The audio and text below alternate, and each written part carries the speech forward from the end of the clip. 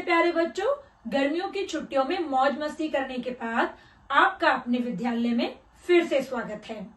बच्चों, इन गर्मियों में आपने महसूस किया होगा कि तापमान कितना बढ़ गया और तापमान बढ़ने के पिछले सभी रिकॉर्ड भी टूट गए।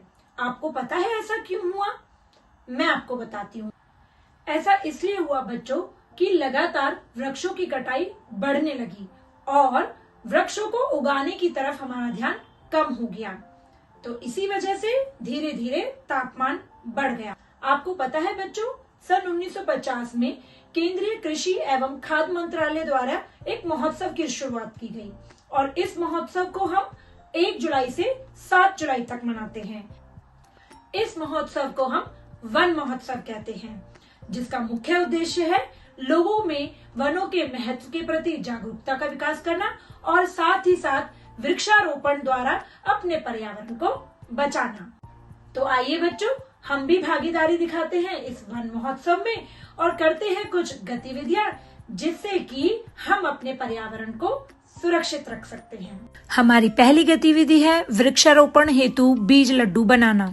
इसके लिए हमें चाहिए कंकड़ पत्थर रहित मिट्टी, बीज, खाद तथा पानी।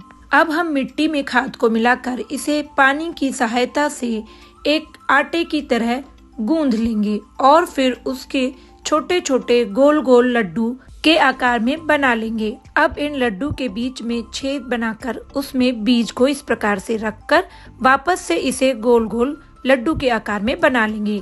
अब हम इन्हें सुखाकर रख लेंगे तथा समय आने पर वृक्षारोपण के लिए उपयोग में लाएंगे। अब हम बनाएंगे वृक्ष से प्राप्त होने वाली सामग्री दर्शाता चित्र। सबसे पहले हम एक शीट पर वृक्ष की आकृति बनाएंगे। आप इसे अपनी इच्छा अनुसार कैसे भी बना सकते हैं।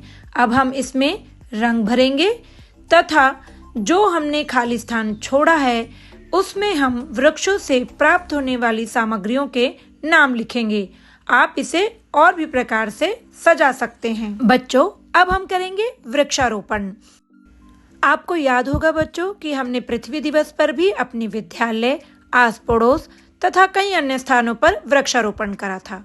तो इसी प्रकार हम इस वन महोत्सव पर भी अपने विद्यालय, अपने घर तथा अपने आस पड़ोस में वृक्षारोपण करेंगे और मनाएंगे धूमधाम से वन महोत्सव। तो बच्चों, मैं आशा करती हूँ कि आप ये सभी गतिविधियां करेंगे तथा वन महोत्सव में बढ़ चढ़कर हिस्सा लेंगे। और केवल वन महोत्सव ही नहीं, हम सदैव वृक्ष उगाएंगे और अपनी पृथ्वी को हरा भरा बनाएंगे। धन्यवाद बच्चों।